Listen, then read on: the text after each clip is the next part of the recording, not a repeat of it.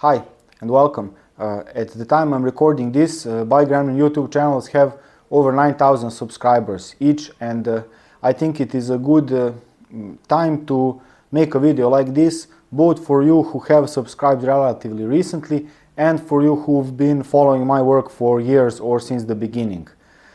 As far as things go, nothing has changed, but except for adding some suffixes to my channel names. So that's the first thing I'll be discussing today, and here I made some bullet points to go over, and that's what I will be talking about today, and that will be visible in my video timeline as well, so you can skip to the parts of interest. So let us begin. The first thing is, if you're watching this, the channel is probably named BikeGremlin US. Now, why is it called BikeGremlin US?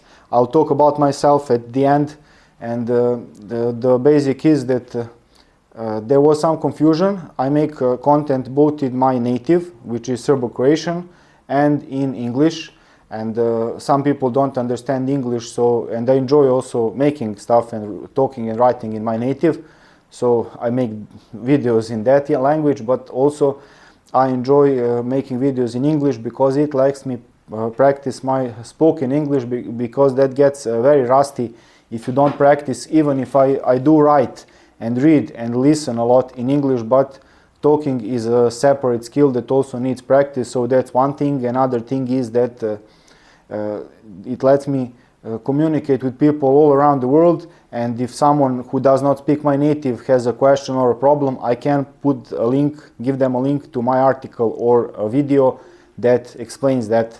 So I'm not limiting myself, and also I got a lot of high quality feedback and additions and especially corrections that lets me also learn, and so a lot of that was in English from all around the globe. So it's a great way to communicate with more people.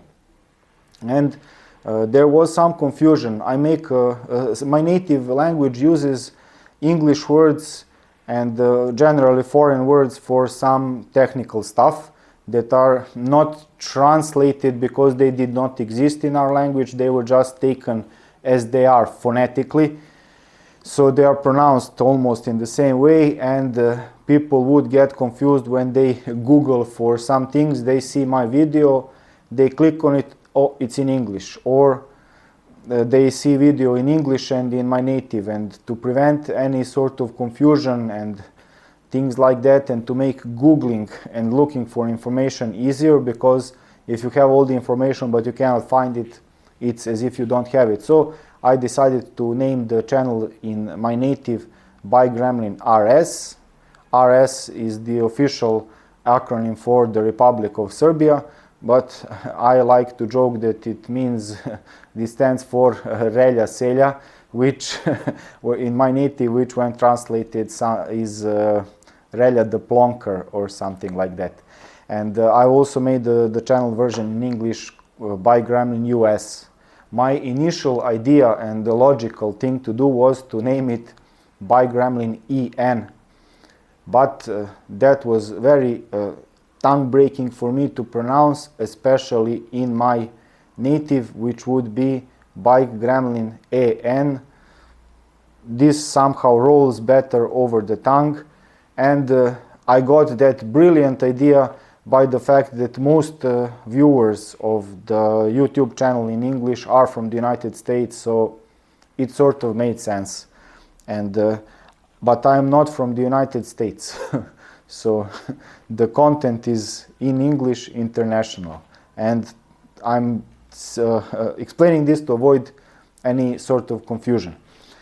So that's the first thing. Now, related to topics and people, what I mean by that is that I tend to make articles and videos about all the stuff that interests me, especially those that I have a certain degree of expertise in. And that is a very wide area, because I fix all sorts of stuff and I also do all sorts of stuff. I'll talk about myself later, but nonetheless, maintaining several websites is not that much of a problem, but maintaining more than 2 YouTube channels adds a lot of extra hassle and worry, and that would prevent me from making more content. That would take time. So don't be surprised if you see a video about computers or something completely unrelated to bicycles on on my channel, and I never make those clickbait titles or thumbnails. So my videos always have a table of contents and a clear title and thumbnail that I try to make, so they let you know right away what it is about. So if you are interested in something, good. If you're not, you can skip it. And that's how I intend to do stuff in the future. It is like shooting yourself in the foot from the digital marketing perspective. So people who follow my work and who are experts in that have on more than one occasion given me free advice, good quality advice about how I can make my websites and YouTube channel more popular to get more subscribers, more views. However, my goal is to share as much knowledge and information as I can, and something that makes it more difficult for me to do that is, in my opinion, not some path that I want to take, even if it means not making a ton of money. That's okay. That's a conscious, how do I say, a conscious mistake or trade-off, if you like. So it's I'm not that stupid, I'm just crazy. Okay, so as far as people goes, I do intend and like working with people who are of, how I say it, high quality, experts from different areas of expertise, and who are good human beings. And some of them, most of those people I know are not really into being recorded or even writing stuff. They help me in my work and I help them back, but some of them sometimes do contribute. And I had a series of videos on the channel in my native about navigation with mobile phones, and that took months of work by my good friend who is very proficient at that. And it was so much work that I couldn't find the time to just make a copy and translate it in English. Tens of hours of videos and everything, but some viewers were really worried and concerned if someone had taken over my account and started posting something on a completely different topic with a different voice. And that was not the case, of course. So I would not be surprised if I do come across someone who writes or talks in English and decides to contribute. And so don't be surprised if you come across that. As far as style goes, what I mean by that is that my videos and articles are in detail. Some people enjoy that, some people think they are too long and they should be cut shorter. My opinion is that when I'm trying to learn and understand something, I like to have things in detail, explained in detail. And I do plan to make shorter versions, but only after I make and cover all the topics that I think that need to be covered. I have a long list of to-do stuff, only when I have covered it in detail, so I can refer to that, make a short, quick video, but if you need any further explanation and details, here you can look it up here.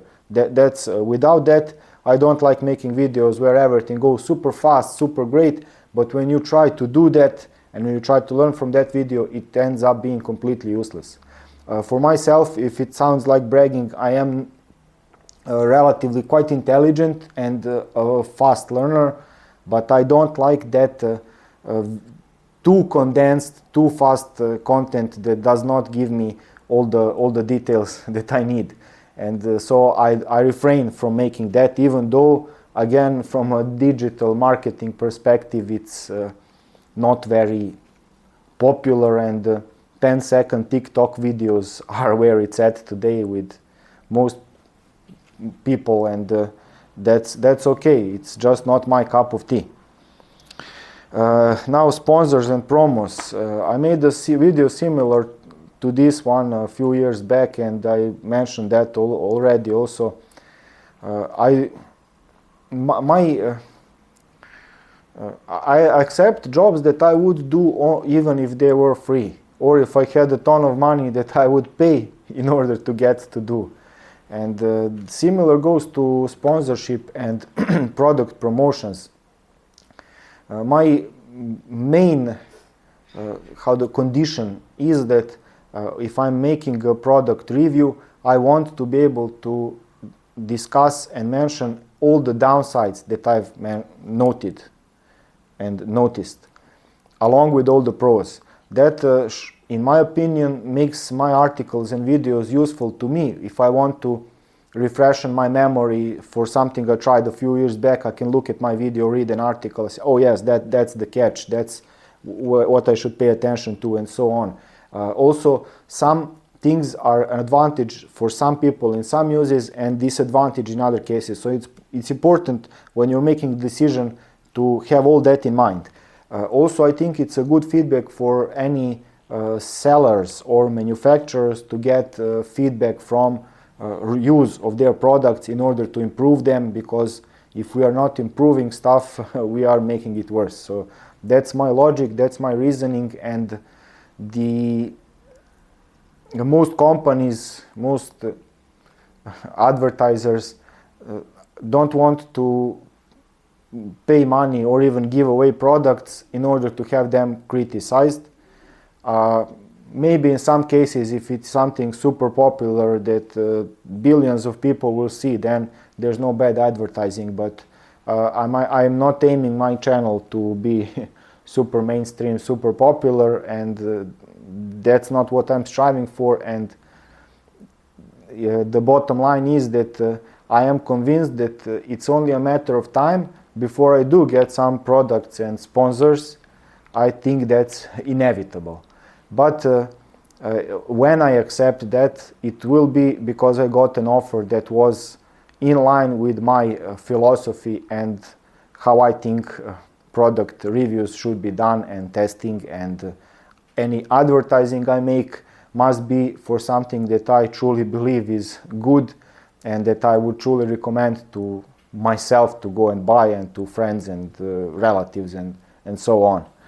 So about me, my name is Relja Novovic. I was born in Novi Sad in Yugoslavia. Now Yugoslavia no longer exists. It's divided into smaller republics, separate countries. Now it's called Serbia, the part where I live.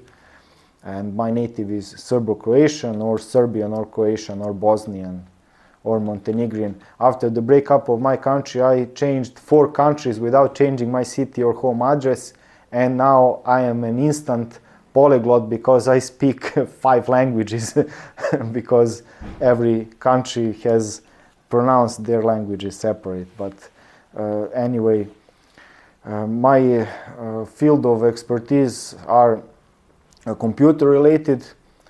Generally, my day job is mostly best described as systems administrator and a lot of tech support work.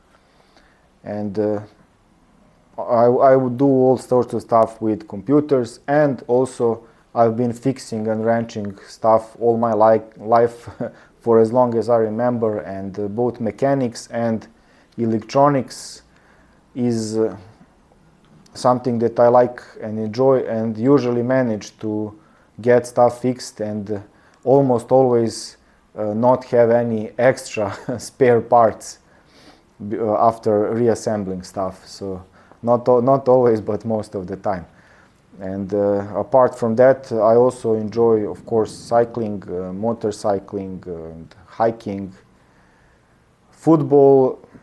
I am now over 40, so it's my tendons and my muscles are no longer very happy with what my brain wants to do, and so I stick to watching it now, and unfortunately. And that's about it for this video.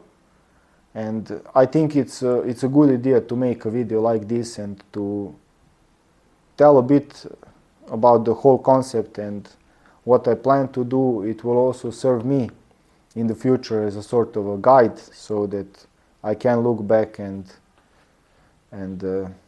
that's what I try to stick to. despite of all the problems and all the temptations and all the other stuff that life and situations throw at you. So thank you very much for watching. Do not forget, if you click on the subscribe button, you may not get notifications for my new videos.